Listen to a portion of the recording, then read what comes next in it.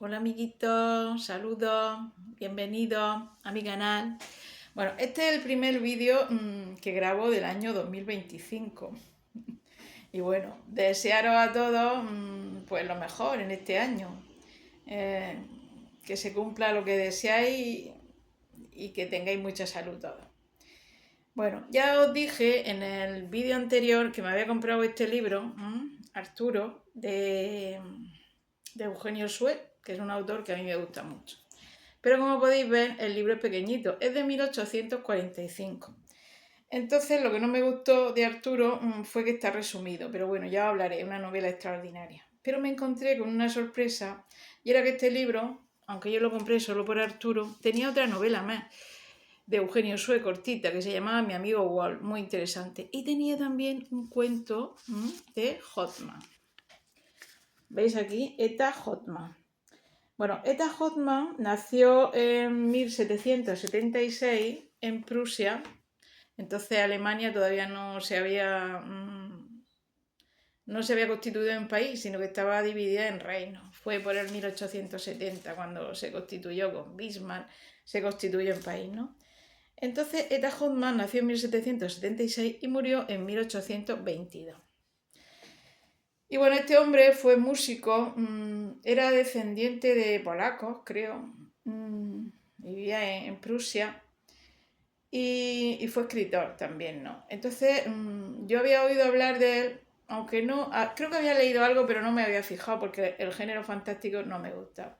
Es famoso principalmente por sus cuentos fantásticos, que son una maravilla. Entonces serán tanta maravilla que incluso ha inspirado a otros autores de cuentos fantásticos, como por ejemplo Alan Poe o a Kafka, ¿no? Entonces hoy voy a leeros, que a mí me encantó, lo encontré en este libro, es este cuento fantástico que se llama, de Hotman, que se llama Fascinación, ¿vale? Voy a empezar a leerlo, no sé si lo voy a terminar, porque no tengo costumbre ahora de leer, pero es que es una maravilla el cuento, ¿no? Y quería deciros también que de ahora en adelante voy a subir vídeos a partir de este año solamente los viernes, vídeos largos. Y bueno, y short, pues subiré los sábados por la noche y algún día que me dé la idea. Pero vídeos largos solamente los viernes, ¿vale? Bueno, comienzo la lectura del cuento de Hotman. Se titula Fascinación. Comienzo. Los niños se asemejan a la espuma de las olas, que aparece tan pronto como se desvanece. Esto decía el anciano varón H, extendiendo su brazo para coger el cordón de la campanilla y llamar a su ayuda de cámara, Caspar. La hora de retirarse había dado hacía ya mucho tiempo. El viento del otoño silbaba con violencia y María, una bellísima joven envuelta en un inmenso chal, luchaba hacía tiempo con el sueño, que de ella se iba apoderando lo insensiblemente. Más lejos se mantenía en pie Otmar, hijo del barón, joven y grave estudiante, que en todo encontraba motivo para filosofar. Padre, dijo el joven, ¿cómo podéis creer que los sueños no son fenómenos misteriosos que nos ponen en comunicación con un mundo invisible? Amigo mío, respondió su padre, mi opinión en este punto es conforme con la de los materialistas, que nada encuentran en esos pretendidos misterios que no sea muy natural. Desengáñate, nuestra imaginación acalorada nos miente muchas veces cosas que parecen sobrenaturales sin tener nada de ello. Pero, objetó la joven y bella María, ¿no pudiera ser que los sueños de que vos hacéis tan poco caso sean el resultado de la fermentación que obra en el cerebro y que durante las horas que dormimos saquen a nuestros espíritus vitales de la cárcel de los sentidos para transportarnos a regiones sublimes en que no hay ni tiempo ni espacio? Querida hija, al oírte hablar de este modo, me parece que escucho las vagas y enfáticas palabras de nuestro amigo Albano. Tú sabes cuánta es mi incredulidad para todos los sistemas y escuelas que improvisan los visionarios de nuestra época. Los sueños no dimanan de otra cosa que de la mayor o menor excitación de nuestros órganos, y la prueba está en las impresiones desagradables que hacen nacer antes y después de extender su ala sobre nuestras cabezas. Si los sueños nos ponen en verdadera y real comunicación con el mundo invisible, porque dejan de iniciarnos en los misterios infinitos y en la grande felicidad de que nos hablan para más allá de la vida terrestre todas las religiones. Omar iba a empezar una interminable discusión sobre este asunto, pero el varón no le dio tiempo de continuar. Dejemos semejante cuestión, no estoy de humor para seguir discutiendo, y además me acuerdo muy bien que hoy, el 9 de septiembre, es para mí el aniversario de un día doloroso, cuyo recuerdo me renueva sensaciones terribles y amargas.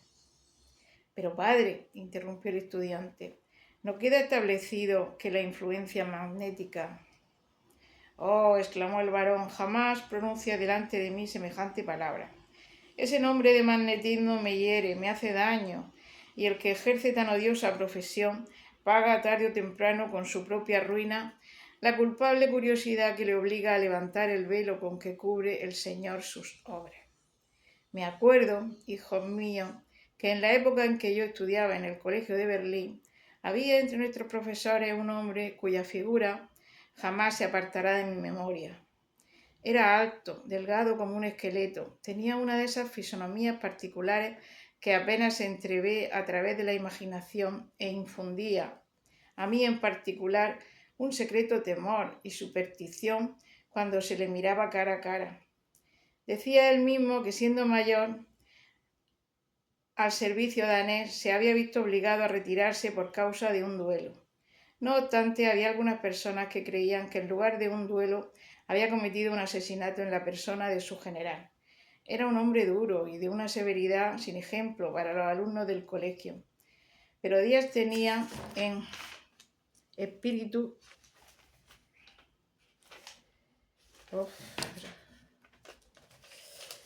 en que semejaba su carácter totalmente variado. Parecía entonces el hombre mejor, más franco, indulgente y afectuoso del mundo. En esos momentos, si él nos apretaba la mano, su contacto hacía correr por nuestras venas un fluido singular que nos atraía hacia él y que nos domeñaba a voluntad, por yo no sé qué inexplicable simpatía. Esos días de calma eran, empero, muy raros, pues pronto volvía a sus costumbres, a su ordinaria dureza, costumbres y dureza que nos llenaban de espanto. Muchas veces se exaltaba hasta el extremo de delirar como un loco. Se le veía entonces vestido con su uniforme rojo, andar a pasos precipitados por el patio, pararse de pronto y empezar a jugar furiosamente su espada, repartiendo tajos y cuchilladas, lo propio que si estuviese peleando con un diestro adversario. Otras veces se subía a los árboles con la velocidad de un gato montés o corría dando gritos agudos y salvajes. Tales crisis duraban frecuentemente todo un día. Al siguiente, el mayor no se acordaba ya de sus extravagancias de la víspera y aparecía la calma en su semblante, pero su carácter era mucho más intratable y violento. Cosas las más extrañas sobre él corrían de boca en boca, tanto por la ciudad como por el colegio. Decíase que el mayor tenía un secreto para curar toda clase de enfermedades, el cual lo usaba o cogiendo las manos del enfermo entre las suyas o mirándole tan solo.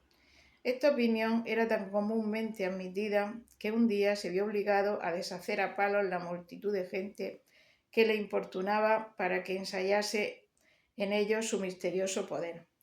También hubo algunos que dijeron que estaba en comunicación con los espíritus infernales y que tarde o temprano sería víctima de una catástrofe. A pesar de todo, y prescindiendo de la conducta hacia los otros, el mayor se mostraba con respecto a mí tan afable y lisonjero que bien pronto se atrajo mi sincera amistad. Largo sería relatar todas las escenas que entre nosotros tuvieron lugar. Os contaré, pues, tan solo un hecho espantoso y que jamás he olvidado.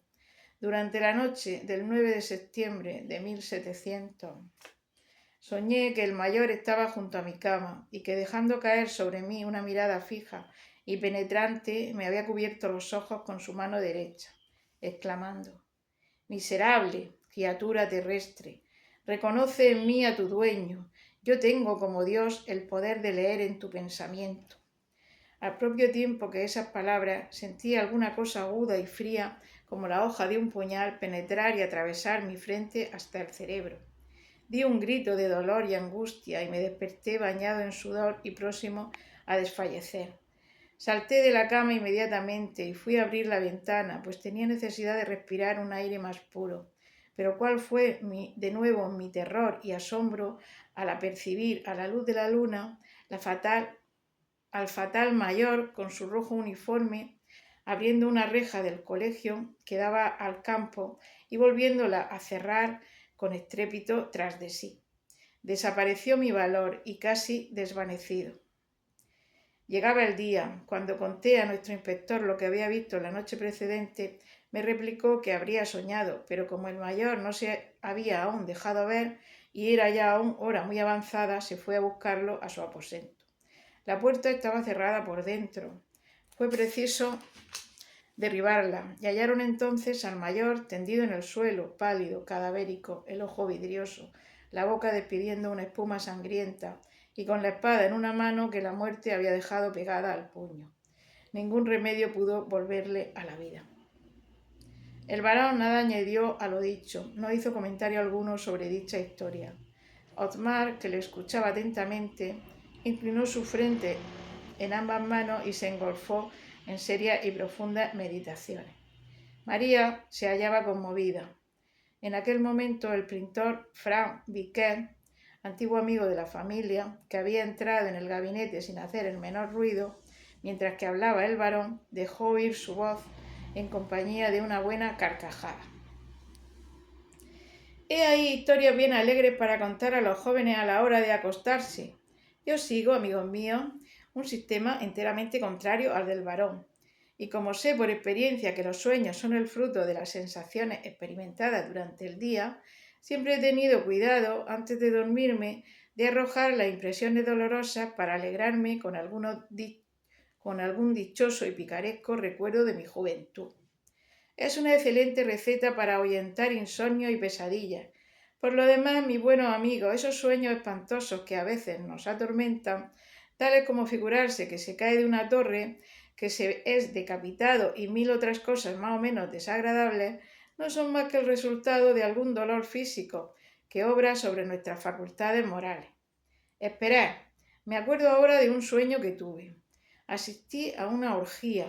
Un estudiante y un militar empiezan a trabarse de palabras, se arrojan mutuamente sus vasos a la cabeza, van a lanzarse el uno sobre el otro. Quiero separarlos, pero durante la lucha me han herido gravemente en la mano y el dolor me despierta. Mi mano estaba, a la verdad, ensangrentada, pues acababa de herirme con un alfiler clavado por descuido en mi almohada. Otras veces también he sido víctima de sueños terribles y... «Por favor», dijo María, «os suplico que no los contéis, pues bastante conmovida estoy esta noche». «No doy cuartel», replicó Vicker. «Habéis, pues, de saber que fui una vez convidado, en sueños, se entiende, a un brillante té en casa de la princesa Almandasonghi. Al llegar en medio del salón, vestido con mi traje de gala, me preparo a hacerla una declaración gigantesca, cuando al echar sobre mis vestidos una mirada de orgullo y complacencia, reparo que se me ha olvidado ponerme los pantalones. Una estrepitosa carcajada recibe la agudeza de Vicker y sin dar tiempo a su auditorio para sosegarse, el alegre artista continúa. Voy a contar otros lances mejores y más risibles. Soñaba otra noche que solo tenía 20 años y que iba a tener en un baile por pareja a una adorable y encantadora mujer. Había gastado mi último escudo en arreglarme y componerme.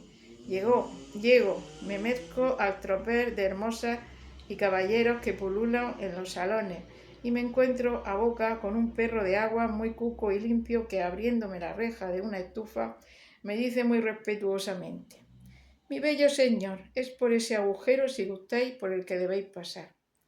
Otra noche me figuré que me había vuelto papel y que estaba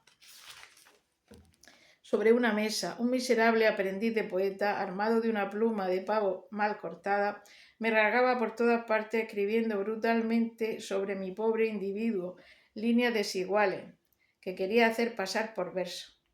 Cierta vez también soñé que un cirujano desgajaba mis miembros pieza a pieza como los de una muñeca y se entretenían con la mayor sangre fría en observar el efecto que producirían mis pies plantados en medio de la espalda o mi brazo derecho colocado en lugar de una pierna izquierda, en fin.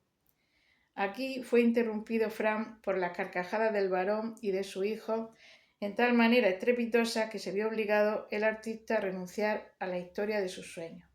Otmar tomó la palabra. Nuestro amigo, con sus palabras, contradice su sistema, porque nos inventa cuentos que hacen morir de risa y sueños que zurce de cualquier modo. Sin embargo, yo no estoy por eso menos persuadido que la virtud magnética. Otra vez va a empezar con ese capítulo. Ay, ay, entonces preferiría que María nos hiciese un ponche para no perder el buen humor. Vicker aplaudió extraordinariamente esta idea, y mientras que María lo iba disponiendo, él se entretuvo en reanimar el fuego moribundo de la chimenea. Dispuesto ya el ponche, Otmar llenó los vasos y Frank dijo, bebiéndose el suyo de un sorbo: jamás he encontrado ese licor tan bueno y perfecto como cuando está preparado por las lindas manos de nuestra hermosa María. Esta comunica a todo lo que toca un perfume divino y celestial. La misteriosa influencia de su beldad produce ese efecto, lo que es, a mi entender, el magnetismo más incontestable. Otra vez con el magnetismo, interrumpió el barón. Pardiez, no saldremos esta noche de lo fantástico y de lo extravagante. María es una joven, en verdad linda e hija cuidadosa, pero gracias a vos concluiré tomándole algún día por un ser del otro mundo. Dejemos pues eso y tratemos de vivir en paz en esta vida común y prosaica, pero que es tan dulce y tan bella cuando se sabe sacar fruto. No obstante, padre, tengo deseos de contar al amigo Fran una historia que Albano me ha confiado y que ha producido en mí una fuerte impresión. Albano, durante su permanencia en la universidad, trabó amistad con un joven llamado Teobaldo, cuyo exterior seducía y se atraía a las miradas de todos los que le veían.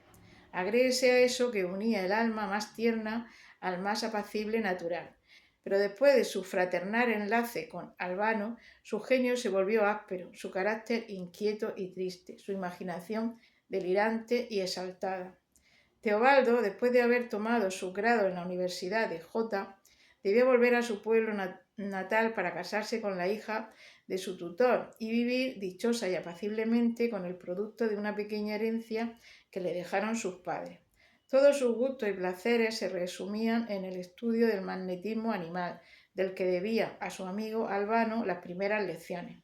No se proponía otra cosa que perseguir hasta los límites de lo posible el desarrollo de los misteriosos fenómenos de esta ciencia.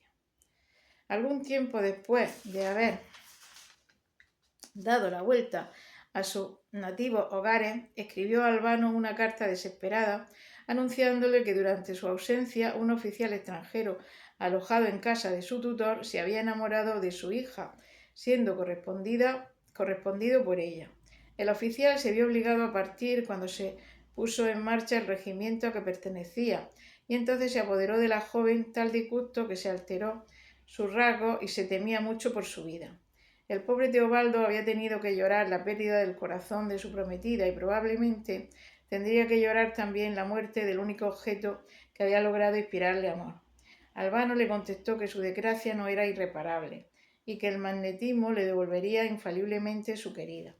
Teobaldo se aprovechó de este consejo y, habiendo alcanzado permiso de la madre de su amada, iba todas las noches a sentarse frente a ella, en el momento en que, cediendo al poder del sueño, caía bajo el imperio de amargas pesadillas, en las cuales el nombre del oficial salía a cada paso de sus labios.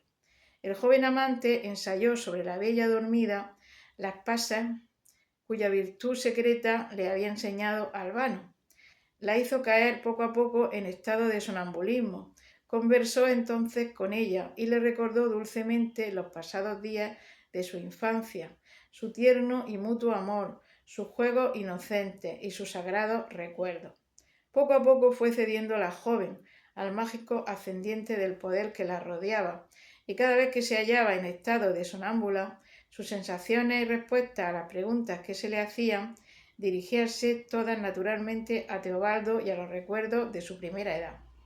La dominación y el poder que sobre ella ejercía Teobaldo llegó a ser tan completo que su querida concluyó por no vivir más que de su vida y voluntad. Parecía que el alma de su amante había pasado a su cuerpo. Aquí llegaba Otmar de su historia cuando María cambió de color, dio un grito agudo y hubiera caído desmayada sobre el pavimento a no haberse levantado Víquer precipitadamente, llegando a tiempo de sostenerla en sus brazos. Se le prestaron al momento toda clase de socorros, pero nada podía hacerla volver en sí. «¡Ah, Dios mío!», exclamó Omar, «si Albano estuviese aquí, él solo podría salvarla». La puerta se abrió. Albano mismo apareció y, avanzándose a pasos lentos hasta la joven, le dirigió la palabra como si hubiese podido oírle. «María, ¿qué tenéis?». La enferma se estremeció a estas palabras, hizo un pequeño movimiento y murmuró: «Déjame, hombre maldito, quiero morir, al menos sin dolor y sin sufrimiento». Albano sonrió y paseó sobre los circundantes sus miradas. «Nada temáis», le dijo, «es pequeño acceso de calentura, pero ella se va a dormir y dentro de 6 horas, cuando despierte, le daréis a beber 12 gotas del licor que ese frasco contiene». Al propio tiempo entregó a Otmar una botellita de plata y se retiró sin más palabras del modo como había venido. «A las 1000 maravillas», exclamó Víquer, «he ahí un doctor maravilloso, mirada imponente, voz profética, botella de elixir, todo está completo, nada hace falta». «Mi pobre Becker», dijo el anciano varón, «nuestra conversación ha concluido bien tristemente. Después de la partida de Albano, siempre he tenido el presentimiento que alguna desgracia nos lo devolvería. Dios quiera que sean falsos mis temores». «Pero, mi digno amigo», replicó Víquer, «a lo que me parece es menester mirar como dichosa la llegada de Albano, porque al fin no deja de ser un médico de talento, y debéis recordar que en cierta época, cuando nuestra linda María estaba enferma de crisis nerviosas, contra las cuales todos los remedios eran imponentes, Albano logró curarla en pocas semanas por medio de ese magnetismo que tanto aborrecéis. Estoy en la persuasión que no se deben criticar ligeramente las ciencias modernas. La naturaleza guarda en su seno millares de secretos, cuyo descubrimiento y perfección costará muchos siglos.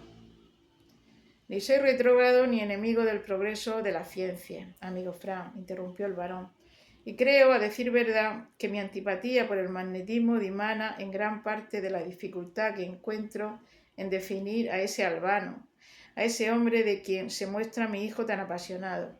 En vano me fatigo en buscar algo de real en la multiplicada fisonomía de que se rodea ese personaje singular.